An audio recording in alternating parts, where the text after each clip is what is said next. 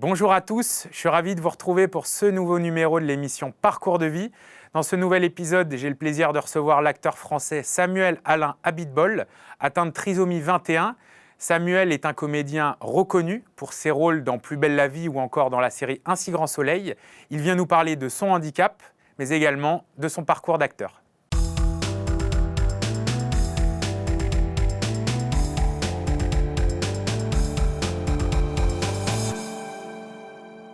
Bonjour Samuel. Bonjour. Comment ça va? Très bien, et vous? Très bien. Merci beaucoup de venir aujourd'hui témoigner dans notre émission Parcours de vie. Je suis ravi d'être ici. C'est un plaisir partagé. Un plaisir.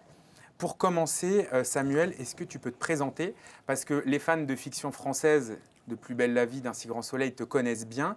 Mais pour ceux qui ne regarderaient pas ces séries, est-ce que tu peux te présenter, s'il te plaît? Bonjour, je m'appelle Samuel Alain Abitbol, j'ai 25 ans. Et je suis acteur. Donc j'ai tourné dans pas mal de quotidiennes et dans pas mal de films.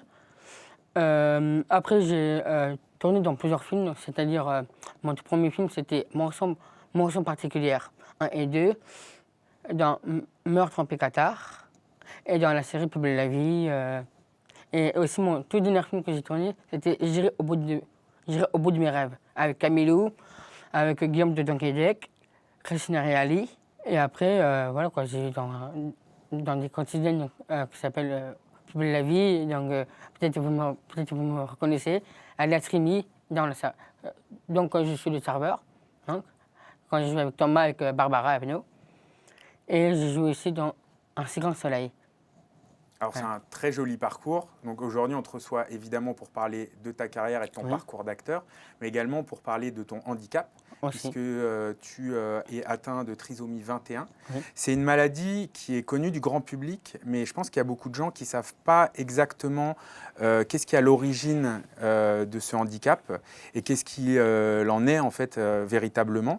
Est-ce que tu pourrais expliquer en fait qu'est-ce que la trisomie 21? En fait, déjà, c'est pas une maladie, en fait.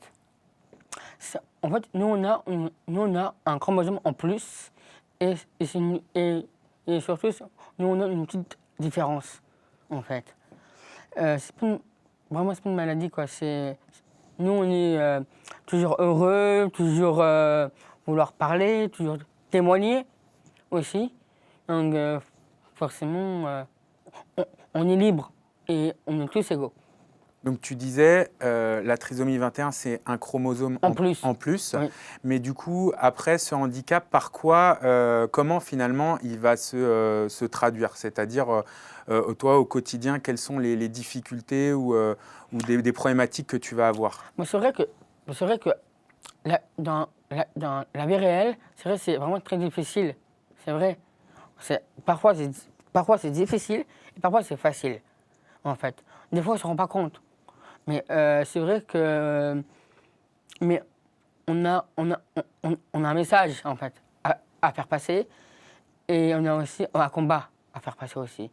Donc forcément, pour notre parcours de vie, on est plutôt se battre pour y arriver et pour aller de l'avant. Pour aller de l'avant. Voilà. Tu nous parlais, toi, des difficultés. Tu disais il y a des moments plus difficiles et des moments plus faciles. Voilà. Peut-être pour parler des moments difficiles, toi, est-ce que tu peux nous dire en quoi ton handicap au quotidien, quelles sont les difficultés que rencontrent les personnes trisomiques? C'est vrai que nous, les trisomiques, on a des lacunes aussi au niveau articulation. Mais ça, il faut les apprendre. Comme moi, ce que je fais tous les jours du reste, parce que c'est vrai que moi, je suis acteur, bon, peut-être pas tout le monde, mais ce que je constate, c'est qu'il faut apprendre dans la vie. Dans la vie, il faut apprendre à ce qu'on est. On reste soi-même. C'est ça, en fait, notre vie. On reste soi-même et se battre tous les jours. Moi, de ma vie, je me suis battu tous les jours avec ma mère. On s'est battu tous les jours. Même pour ma scolarité, moi, je me suis battu. Même pour avoir une vie sociale, parce qu'on a qu'une vie. En fait, maintenant, le problème de maintenant, c'est qu'en fait, les parents, c'est très difficile pour eux aussi. Eux, les parents, ils ont plus de vie. Parce que si nous, on part pas à l'école, on va pas apprendre, en fait. Alors, à un moment donné, il faut aussi apprendre sur tout, en fait. Les parents, ils restent à la maison, en fait, et nous, on n'a qu'un aide.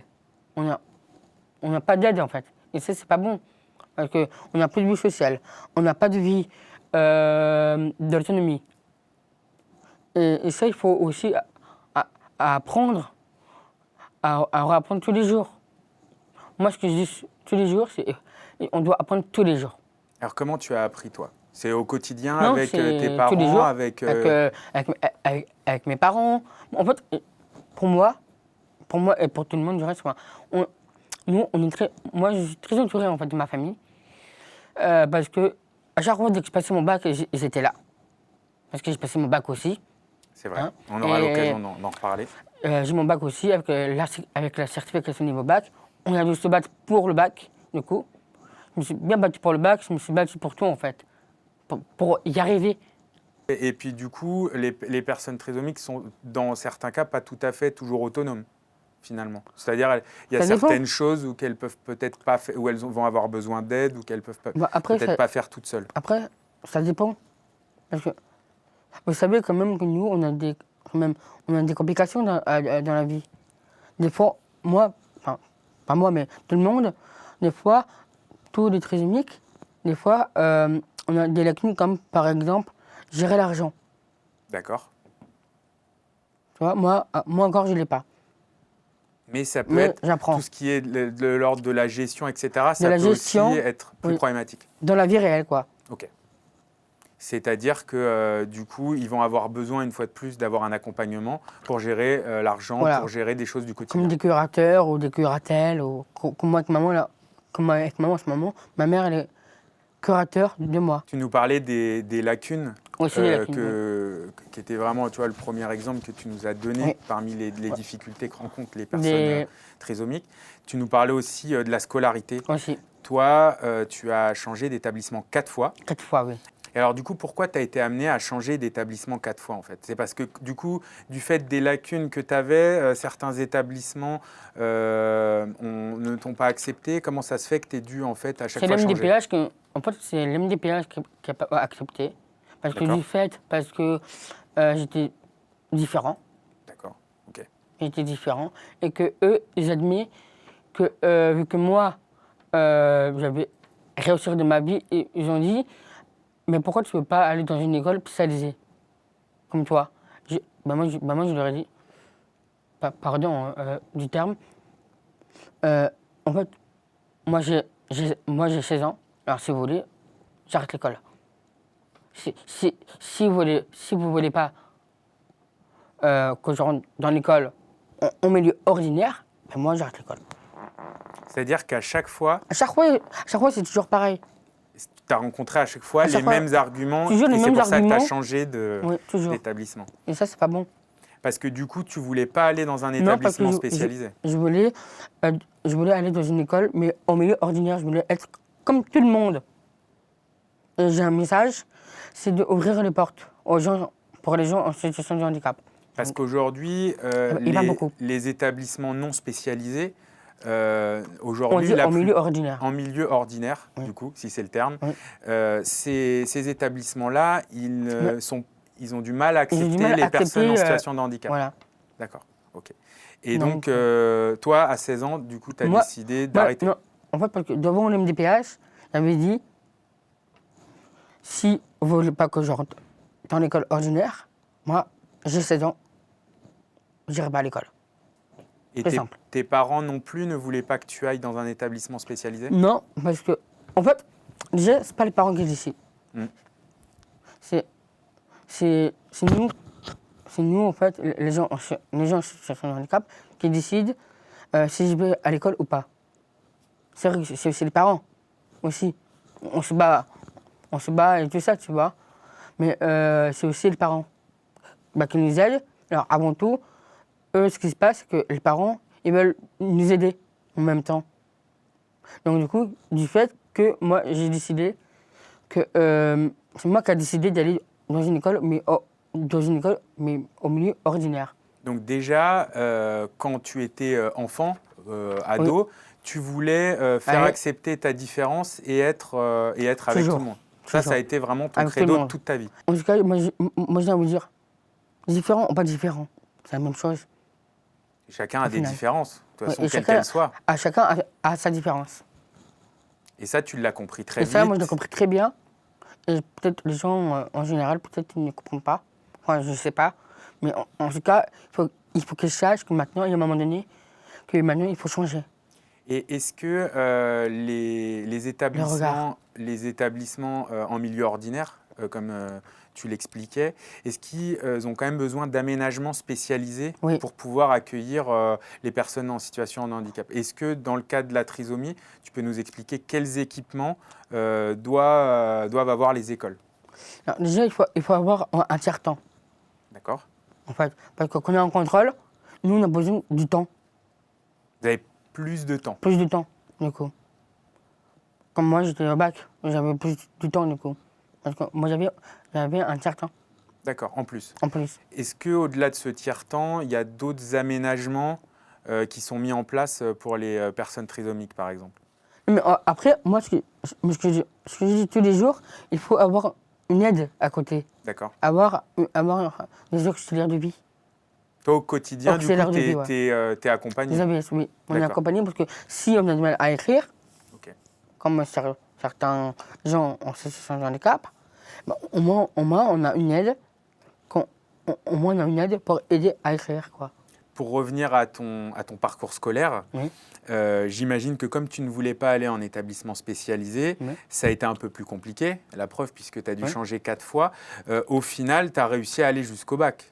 Tu as réussi à aller jusqu'au bout et tu as montré que c'était possible. Oui, bah, c'est possible, en fait. Moi, j'ai un message... Moi, j'ai un petit message à dire quand même pour les enfants qui passent leur bac en ce moment. Exactement, on est en plein dedans. Oui, en plus, bonne chance. Bonne chance. Et vous inquiétez pas, vous aurez le bac. Et du coup, toi, comment ça s'est passé? Parce que tu as fait le choix et tu y es arrivé finalement de faire ton parcours en milieu ordinaire, mais comment ça s'est passé? En fait, c'est pas ma mère qui a décidé, c'est moi qui a décidé. Oui. En plus, c'est moi qui a décidé, et vu que ma mère elle est toujours là avec moi, moi j'ai dit à maman, voilà maman, j'aimerais bien passer le bac. Voilà. Et là, ma mère, elle m'a dit, tu es au courant quand même que le bac c'est difficile. Bah, je dis, oui, c'est vrai, c'est difficile. Mais je vais y arriver. Tu verras que le bac, je l'aurai le bac. Tu verras. Et tu l'as eu? Et je l'ai eu. Alors, est-ce que tu peux nous expliquer un peu comment ça s'est passé? Bah, le bac, c'est vrai que... Tu l'as eu du premier coup, le bac? J'apprends tous les jours, par cœur. Je dis par cœur. Et du coup, c'est là que je l'ai eu, avec, pas avec une mention, mais je l'ai eu avec une certification niveau bac. D'accord. Et tu l'as eu du premier coup, du coup? Ouais. Ok. Bah, félicitations. Merci.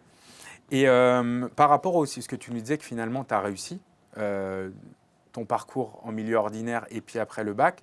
Et du coup, les autres enfants en milieu ordinaire, comment ils percevaient ta présence? Parce que c'est pas commun finalement une personne tout le monde. Trisomique. Et du coup, quel était leur regard, tes relations avec eux? Comment ça s'est passé avec les autres enfants? Très bien. Moi, toute ma vie, j'étais avec tout le monde. Donc, pour moi, c'était passé très bien, en fait. C'est juste, il y en a un petit garçon qui s'appelle Thomas. Ça, c'était un ami, un de tes amis quand tu étais... En fait, voilà, j'ai eu des échanges avec lui qui m'ont pas trop plu, quoi. D'accord, ok. Donc, avec la plupart des enfants, ça se passe... Ah d'accord, donc il y a des enfants avec qui ça se passait très bien, mais tu as d'autres enfants... Il y a d'autres enfants qui ont pu avoir des moqueries ou des mots blessants. Voilà, quoi. D'accord. Okay. Mais la plupart des gens sont bienveillants. Après, tout le monde sont bienveillants. Ils étaient toujours là avec moi, même les directrices de l'école et même les directeurs de l'école.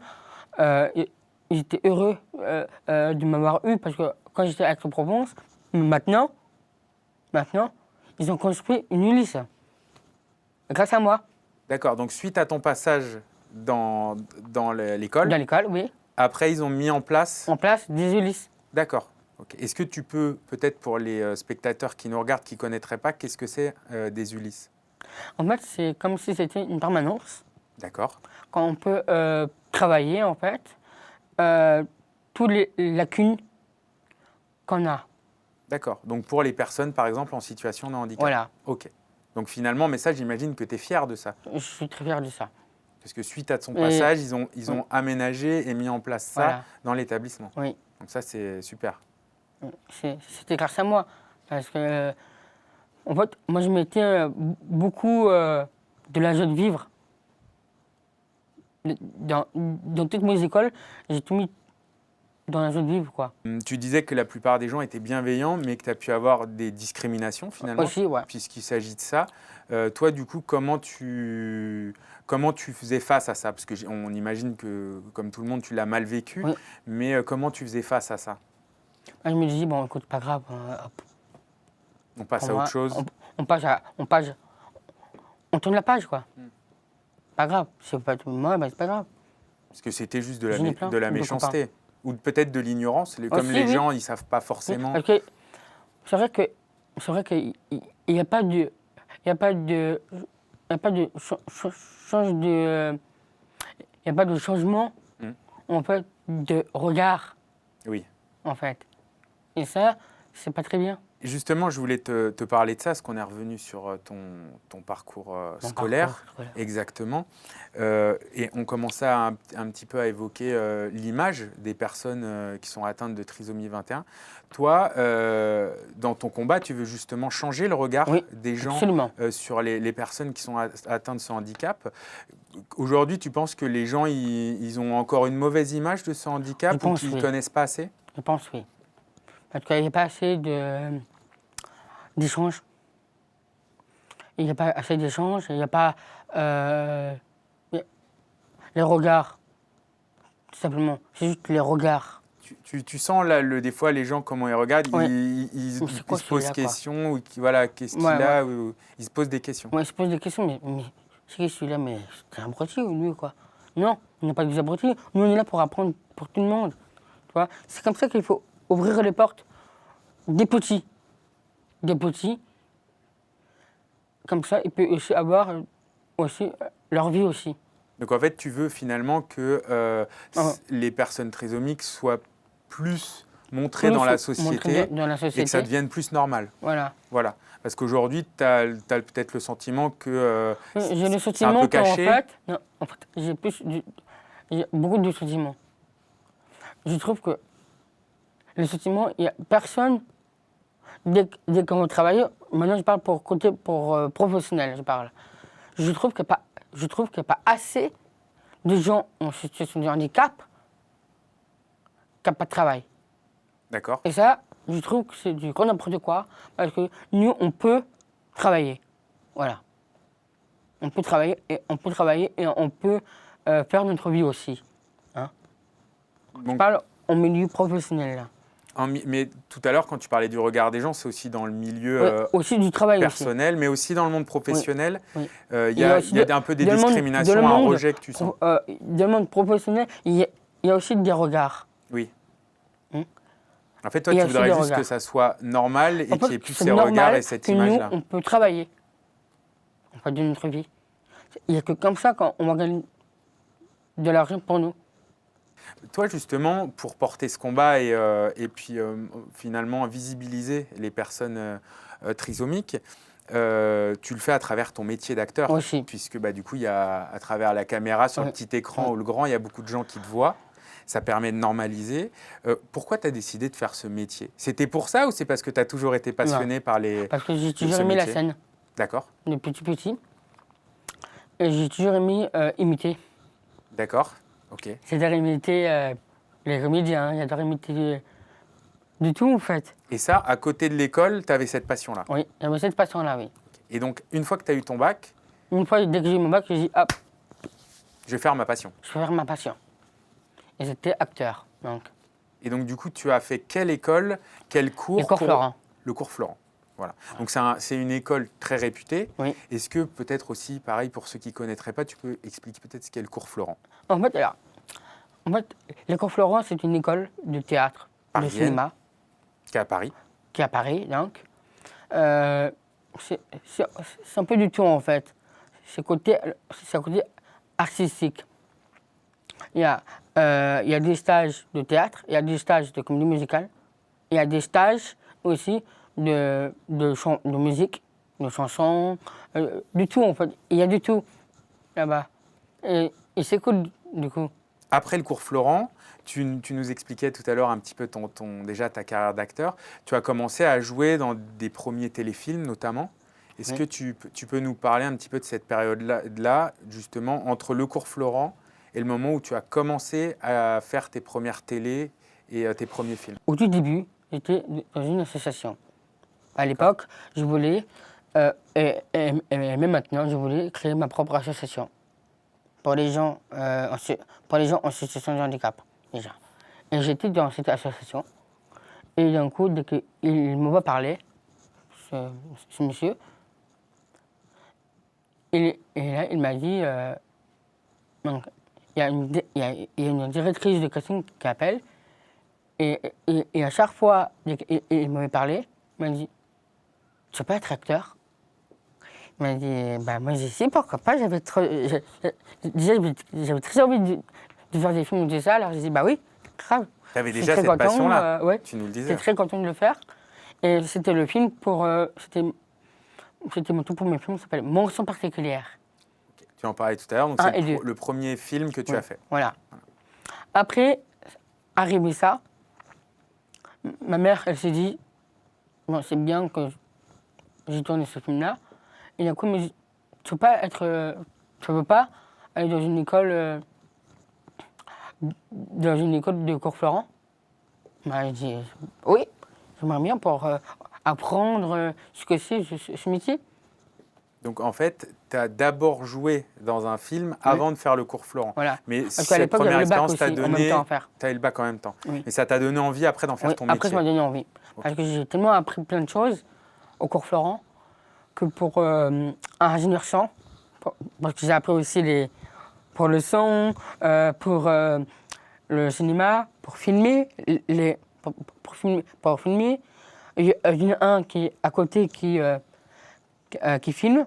Donc on apprend tout ce qui est caméra, tout ce qui est son, tout ce qui est réalisé. C'est ça. Donc j'ai bien appris ça. Tous les métiers qu'il y a dans le cinéma et à la télé finalement. Voilà quoi. Et du coup, c'est là que je me suis dit, ça y est, c'est fait. J'ai envie d'être acteur. Et c'est là qu'après j'ai joué dans Meurtre en Pécatard, le film.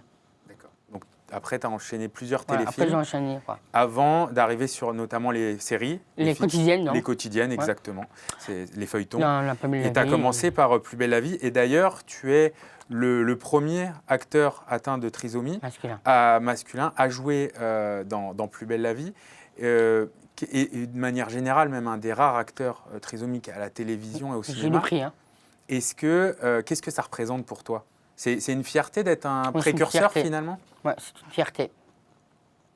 C'est une fierté, mais en même temps, c'est comme si c'était la rage de vaincre.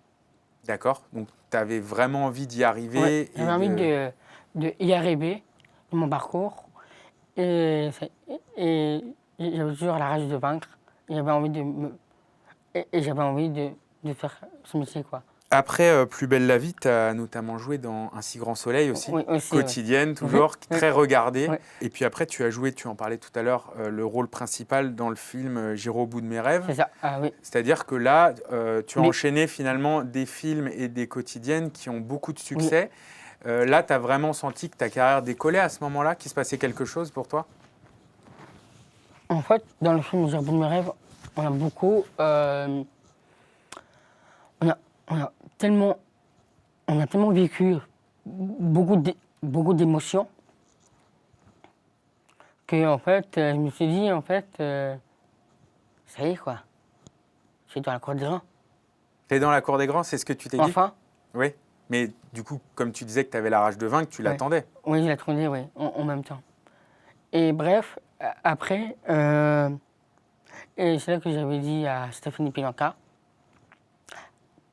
merci beaucoup, vraiment.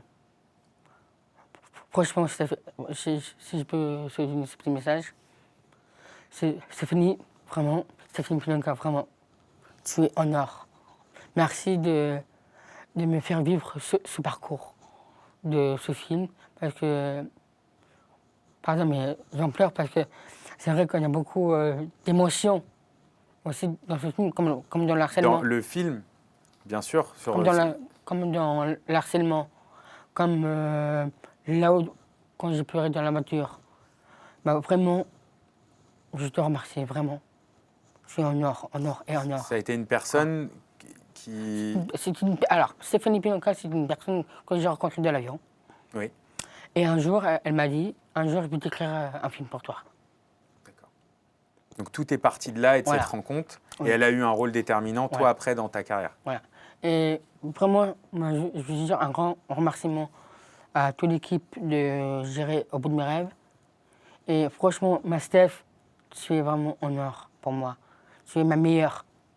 Merci, ma Steph. Je suis sûr que ça lui fera plaisir. Après cette période-là, qui est finalement assez récente, hein, Oui. du coup, tu as d'autres projets. Est-ce que tu peux nous parler de tes projets là qui arrivent, les projets d'ici la rentrée finalement? Est-ce que tu peux nous dire un peu comment ça va se passer pour toi dans les prochains mois? Pour le moment, j'ai pas trop de projets en Ok. ce moment. Mais c'est vrai que j'ai quelques films à faire.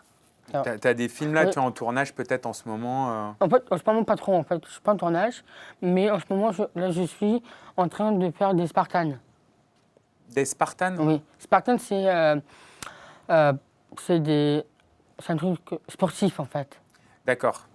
Donc là, tu es en train plutôt de, on va dire, t'entraîner un petit Ouais, peu. m'entraîner beaucoup, c'est beaucoup de sport. Bah oui, on ne se rend pas Donc, compte, mais être voilà. acteur, il faut avoir une très bonne condition physique. Aussi. Alors moi, j'ai vraiment beaucoup maigri, mais vraiment beaucoup, parce que j'ai fait le Spartan. Donc, alors, le Spartan, c'est comme si c'était un parcours comme les Ninja Warriors, Je vois très bien. voilà, mais c'est plutôt dans les montagnes. D'accord. Voilà. Donc c'est Avec des finalement parcours un parcours de qui- force, qui- d'acrobatie dans Voilà. la montagne. Voilà. Donc c'est sportif, ouais. Mais là, en fait, c'est plutôt de marcher et de courir sur des pierres. Moi, ce que j'ai fait, C'est le parcours du combattant, en fait. voilà. Ouais, c'est ça que j'ai fait en fait. Mais ça, je l'ai fait sur la neige. J'ai marché sur la neige. Donc du C'est coup, vrai, c'est vrai. c'est quelque chose de très sportif, ça t'a Oui. fait perdre du poids. Et là, en Beaucoup, ce ouais. moment, tu es dans tout ça. Voilà. Ok. Ça, Et donc c'est- après, d'ici la rentrée, là, tu auras des tournages de films. Aussi, oui. Et tu auras de nouveaux... Est-ce que tu peux nous parler un petit peu de ces projets qui arrivent de films? Ou pour l'instant, c'est encore... Alors, c'est la surprise. C'est la surprise. Je dirais. Ok. Surprise. Mais par contre, ce que j'ai à dire, c'est que aussi, j'ai écrit un livre aussi avec maman. D'accord. Est-ce que tu peux nous parler un Oui, petit peu de ça ce va bientôt livre, sortir. du thème dont ça parle? En fait, c'est ma biographie. D'accord. C'est mon histoire, en fait. C'est tout ce que j'ai vécu. Donc finalement, développer un petit peu tout ce dont on parle depuis tout à l'heure. J'ai parlé beaucoup avec ma mère. Et j'avais envie de faire un petit projet aussi. Ok. Parce que c'est bien de parler des films et des acteurs et tout ça. Mais derrière, j'ai un petit projet. Et Ouais. du coup, quel est ce projet? Ce projet, c'est de aider. Je vais être coach sportif D'accord. pour les gens en situation de handicap. Depuis très longtemps que je voulais faire. Et il a beaucoup parlé avec ma mère, surtout, de ça. Et j'aimerais mieux le faire un jour pour les gens en situation de handicap. Voilà. Donc finalement, Être coach, quoi. tu as plein de projets à côté de ta carrière d'acteur. Aussi. Ok. Et j'imagine que ta maman, elle est ravie de te voir avec tous ces projets. Oui, en ce moment, elle est heureuse. Parce elle est qu'elle te vraiment voit très épanouie sur plein de projets. Voilà. Elle Et- est très fière de moi. Et, pardon, mais je veux dire aussi un petit mot aussi pour mon père. Bien sûr. Papa, si tu me vois, pardon. Je t'aime. Voilà ce que j'ai à te dire. Tu es mon roi aussi. Ça, je l'oublie pas. Donc je t'aime, mon papa chéri. c'est mon père aussi. Donc, Bien sûr, non, mais tout à l'heure, on parlait des parents. Et c'est là, en t'entendant, qu'on comprend à quel point leur accompagnement, parce que j'imagine, tu le disais, pour ce projet de livre-là que tu fais aussi avec ta maman, c'est des projets pour lesquels ils te soutiennent, qui t'accompagnent, qui t'aident. Donc c'est très important. Et du coup, par rapport à tous ces projets-là, tu as aussi plein de passions à côté. Oui, beaucoup, oui. Parce que c'est vrai qu'il y a le cinéma, tu nous parlais du peinture. sport, mais tu as aussi fait de la peinture, je crois que tu aimes bien la boxe, la chanson. Est-ce que tu peux nous parler un peu de toi, de toutes tes passions? Qu'est-ce que tu fais finalement quand tu n'es pas en tournage, Samuel? Je chante. Tu chantes. Beaucoup. Je chante beaucoup, je peins aussi, mais bon, j'ai arrêté, mais c'est pas grave, ça. Je vais reprendre, du coup. Que j'ai trop laissé traîner. La peinture? Oui. Est-ce que tu peux nous parler un petit peu de cette passion pour la peinture? Qu'est-ce que tu peignais? Pourquoi En fait, la peinture? J'ai inventé un mot qui s'appelle « La peinture, c'est l'amour ». La peinture, c'est l'amour? Oui. Ok. Et en fait, moi, quand je peins, c'est de l'abstrait. Ok. Donc, je mets beaucoup de couleurs vives. Donc c'est des tableaux plutôt très vivants, très pétillants. Voilà, oui. Donc la peinture, tu vas reprendre. Là, tu as un petit peu mis de côté, mais la chanson, je vais reprendre, oui. tu vas reprendre. Il y a la chanson. Est-ce que tu peux nous parler de la chanson et notamment d'une chanson que tu as fait avec ta maman? Qui s'appelle Mafé. Et mon nom d'artiste, c'est Dauphin. Donc, et ma chanson s'appelle Mafé. Et ça parle aussi... en fait, ma chanson, ça parle, avant tout, c'est de la copine. De ta copine? Donc en ce moment, j'ai une copine en ce moment. D'accord. Donc, ça, je lui dis. Merci, mon Dieu. Merci, mon Dieu. C'est grâce à cette chanson. C'est grâce à cette chanson que tu as rencontré ta copine? Oui. Est-ce que tu peux nous expliquer un petit peu, du coup, comment s'est fait la rencontre grâce à cette chanson? Ça parle d'un garçon qui chante de sa vie. En fait, c'est je rêve, je chante, je danse, m'a fait ma poupée, je veux pas de Tinder, je veux pas de Tinder. En fait, lui, il veut pas de Tinder. Tu parles des relations amoureuses dans ta chanson. Oui. Et donc, cette musique-là, cette chanson-là, elle t'a permis de rencontrer ta copine aujourd'hui? Voilà, aussi, oui. Ok, très bien.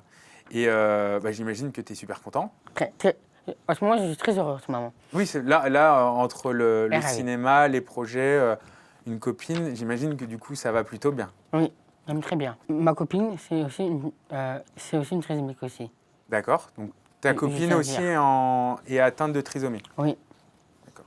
Et donc, j'imagine que aussi, vous pouvez peut-être, le fait de partager ce handicap, entre guillemets, ça vous permet aussi d'être plus fort au quotidien et peut-être mieux vous comprendre au quotidien. Oui. Il y a une dernière chose dont il faut qu'on parle, Samuel. Oui, c'est l'OCH. C'est OCH et notamment l'initiative Ose la rencontre, puisqu'on l'a compris que tu étais engagé, il y a ce combat-là, mais ce n'est pas juste des paroles, c'est aussi un engagement. C'est un engagement. Et tu es le parrain d'Ose la rencontre. Est-ce que tu peux nous parler de l'initiative Ose la rencontre? Qu'est-ce que c'est et à quoi ça sert? C'est une personne qui a un handicap, qui pose un rêve de faire des rencontres. Et c'est là que cette personne qui valide permet de réaliser ses rêves. Tu vas accompagner... Une personne handicap, en même temps, il y a une personne il y a des personnes qui valident aussi. Pour l'aider à réaliser son rêve. Pour l'aider à réaliser ses rêves. Pour y participer, il y a un site de rencontre. Il y a un site. Il y a un site internet. Il y a un site internet. Qu'on précisera aux téléspectateurs. Le site, c'est Ose la rencontre. C'est oselarencontre.fr. Oselarencontre.fr, ok. Voilà, .fr. Donc c'est là-bas qu'on pose le rêve. Donc, vous tapez oselarencontre.fr. Après, on a... on peut mettre le rêve, en fait. On rentre le rêve à réaliser. À réaliser. Donc là, du coup, des enfants ou des adultes en situation de handicap peuvent remplir leurs rêves. Tous peuvent venir. Si vous voulez venir, allez-y et n'hésitez pas.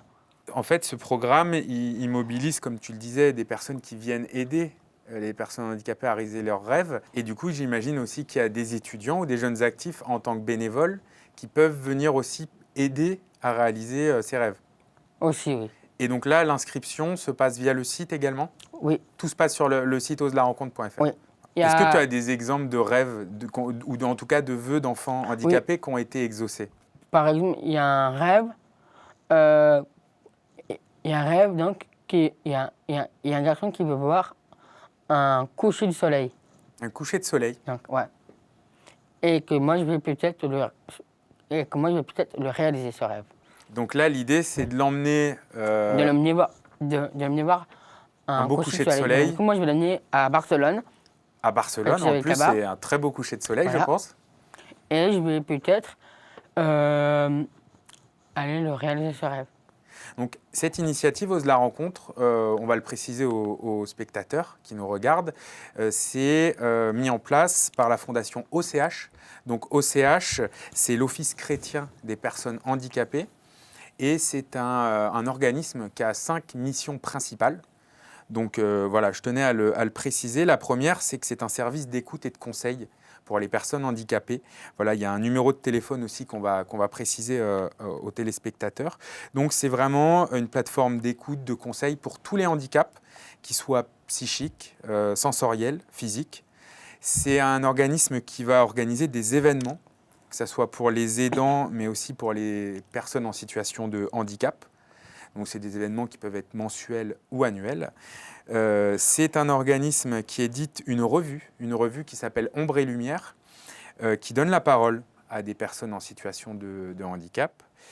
C'est un organisme OCH qui a une présence d'accueil au sanctuaire de Lourdes pour toutes les personnes en situation de handicap, parce que c'est vrai qu'il y a beaucoup de chrétiens ou de curieux d'ailleurs, qui vont au sanctuaire de Lourdes, et l'organisme aide à accueillir les personnes là-bas sur place en situation de handicap.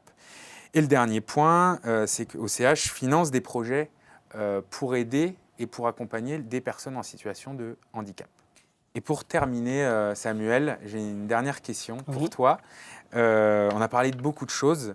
Mais toi, pour conclure, qu'est-ce que tu souhaiterais dire aujourd'hui à une personne en situation de handicap, trisomique ou tout autre handicap? Qu'est-ce que tu auras envie de lui dire?